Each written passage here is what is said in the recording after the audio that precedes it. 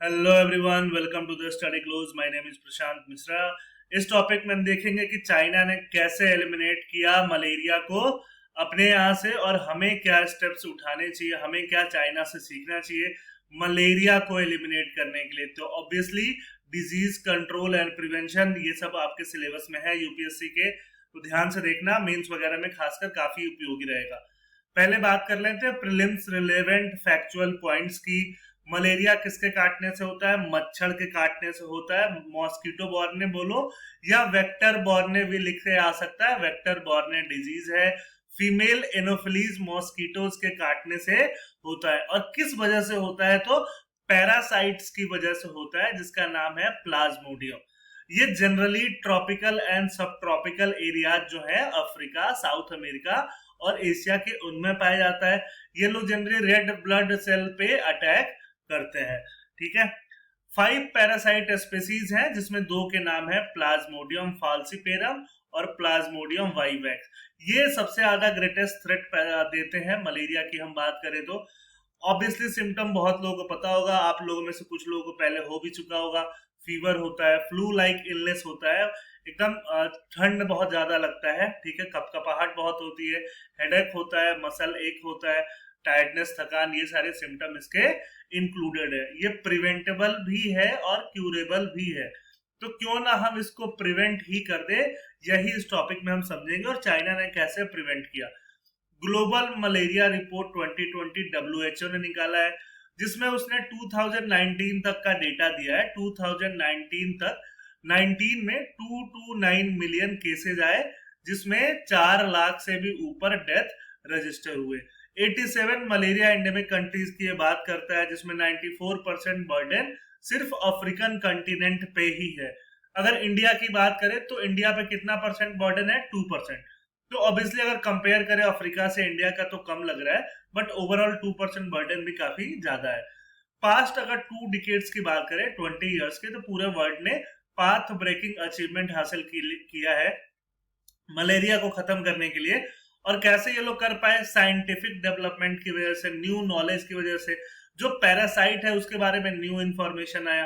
Vector biology, vector किसको बोलते हैं? कैरियर को बोलते हैं। जैसे मच्छर एक कैरियर हो गया, वैसे ही वेक्टर बायोलॉजी में नए रिसर्च आए। कंट्रोल स्ट्रेटजी आया, जिसको लेकर के मलेरिया को खत्म करने में काफी हेल्प मिला बाकी कंट्रीज में। अभी ताजा सिनारियो क्या है? 1900 से लेके अभी तक 127 कंट्रीज मलेरिया एलिमिनेशन को रिपोर्ट कर चुकी हैं। 2021 की बात करें, इस साल की बात करें, तो एल साल्वाडोर ने पहले रिपोर्ट किया, जहां पे मलेरिया खत्म हो गया। फिर चाइना को मलेरिया फ्री सर्टिफिकेट डब्ल्यूएचओ का मिला। अगर वेस्टर्न पैसिफिक रीजन की बात करें, ये रहा वेस्टर्न पैसिफिक रीजन, ये रहा पैसिफिक ओशियन का वेस्टर्न पार्ट। इसके अराउंड जो कंट्रीज हैं, ये ऑस्ट्रेलिया है, ये चाइना है, ये मंगोलिया है, ये कलेक्टिवली वेस्टर्न पैसिफिक रीजन बोले जाते हैं।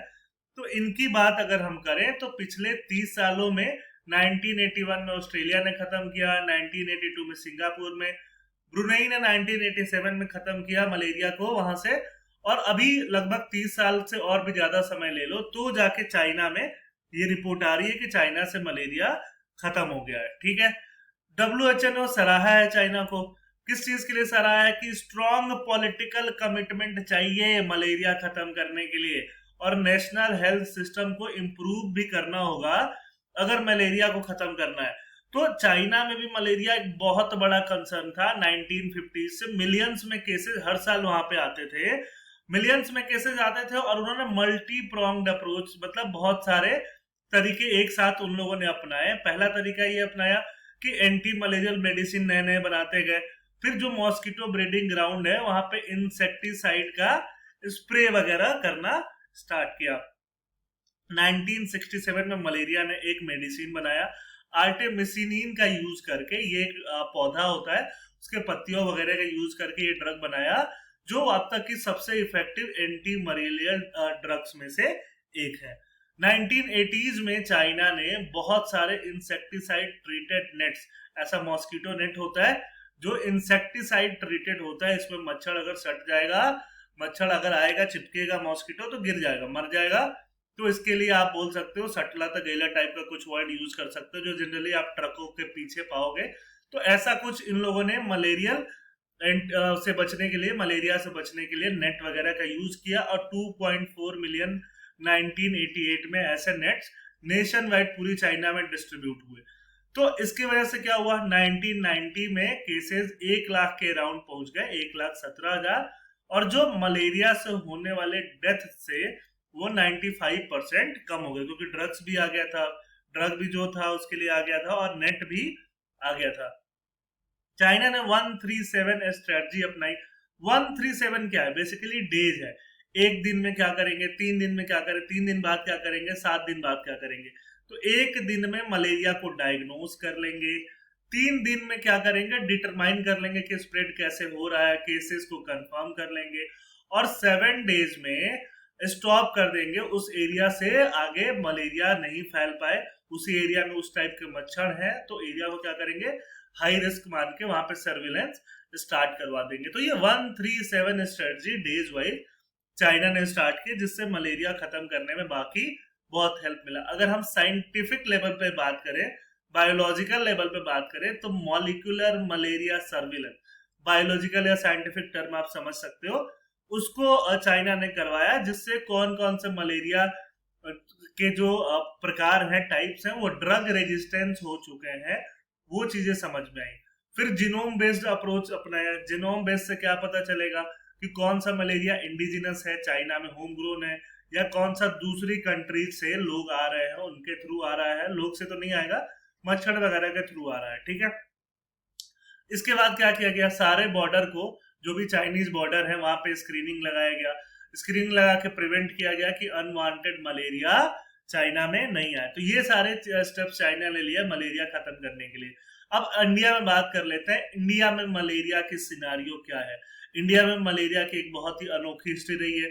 1950s की बात करें तो 75 मिलियन 7.5 करोड़ केस इंडिया में 1950s में आते थे, और ऑलमोस्ट 8 लाख डेथ, अभी कोविड से ज्यादा समझ सकते हो, हर साल होते थे। तो कोविड से ज्यादा बहुत बड़ी कंसर्न तो यही था अगर 1950s की बात करें।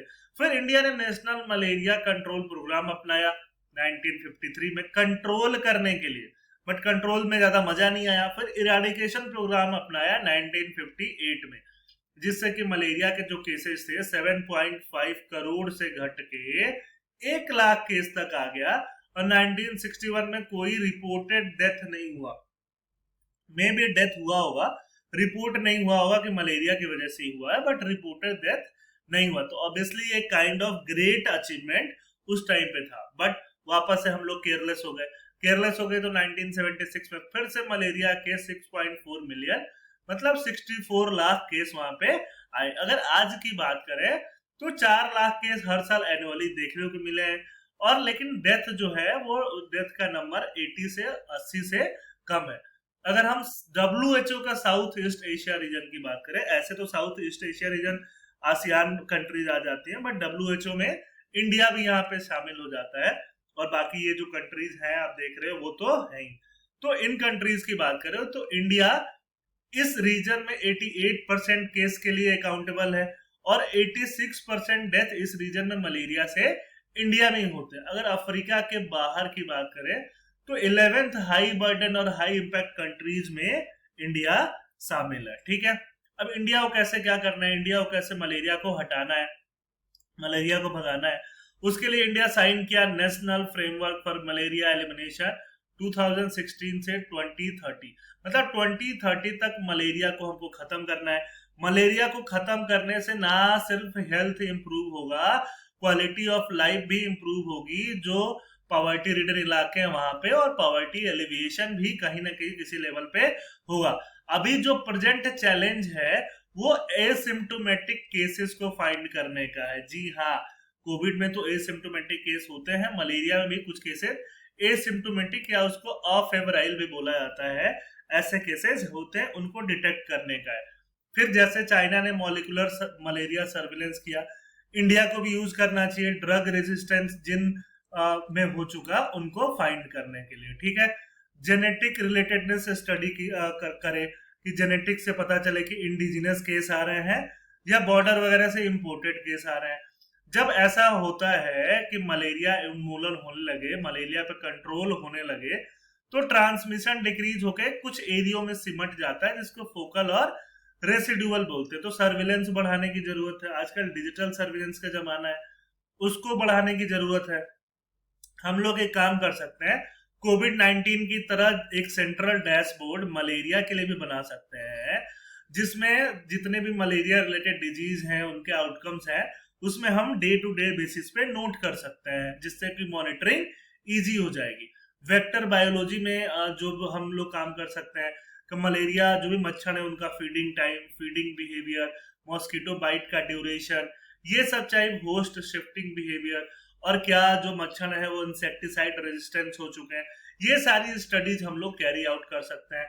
मेडिकल इंटोमोलॉजिस्ट, इंटोमोलॉजिस्ट बोलते हैं जो लोग इंसेक्ट वगैरह के बारे में स्टडी करते हैं, तो मेडिकल इंसेक्ट वाले स्टडी करने वालों को हम हायर करके रख सकते हैं सेंट्रल और स्टेट लेवल पे, जो कि हेल्प करेंगे मलेरिया को एलिमिनेट करवाने में। चाइना ने तो कोलैबोरेट भी किया था हार्वर्ड यूनिवर्सिटी से और एमआईटी से मॉलिक्यूलर मलेरिया सर्विलेंस जैसे टेक्नोलॉजीज के लिए, बट इंडिया में ऐसे डेडिकेटेड एक्सपर्ट हैं जो ये असाइनमेंट कर सकते हैं, जो ये काम कर सकते हैं। अगर नहीं हो पाए तो हम भी कोलैबोरेट तो कर ही सकते हैं। तो ये सारे स्टेप इंडिया उठा सकता है कि अगर इंडिया को 2030 तक मलेरिया को एलिमिनेट करना है तो। ठीक है, इस लेक्चर में बस इतना ही। हमारा यूट्यूब चैनल जरूर सब्सक्राइब करो अगर अभी तक नहीं किया हो। थैंक यू, जय हिंद।